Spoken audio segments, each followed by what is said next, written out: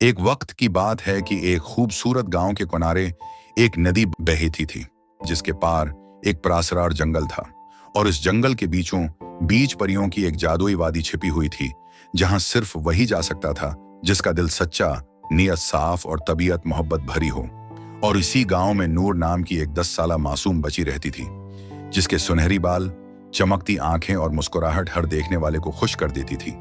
नूर दिन भर जानवरों को खाना देती, दरख्तों से बातें करती और नदी किनारे बैठकर फूलों की माला बनाती रहती। एक दिन जब वो एक नीले फूल पर बैठी ततली को देख रही थी तो अचानक वो ततली बोल पड़ी, नूर, तुम्हारा दिल बहुत खूबसूरत है, चलो तुम्हें एक राज दिखाती हूं। नूर हैरत ज़दा हो गई, मगर ततली के पीछे चल पड़ी।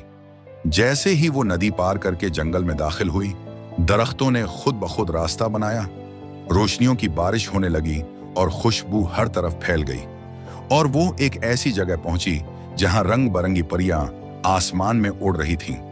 दरख्तों पर चांदनी बरस रही थी और फूलों से मीठा नगमा निकल रहा था।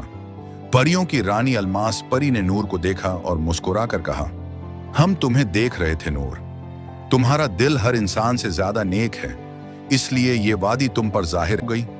फिर उन्होंने नूर को एक चमकता हुआ हार पहनाया, जिससे वो परियों की जबान समझ सकती थी। और फिर नूर ने परियों से जादू सीखा, हुआ में उड़ना, ख्वाबों में रोशनी भरना, जख्मी परिंदों को शफा देना और रोते बच्चों के लबों पर मुस्कुराहट लाना। दिन हफ्तों में बदले, नूर ने उनके साथ खूबसूरत वक्त गुजारा और एक दिन अलमास परी ने कहा, अब तुम्हें दुनिया वापस जाना है ताकि अपनी रोशनी और मोहब्बत सब में बांट सको।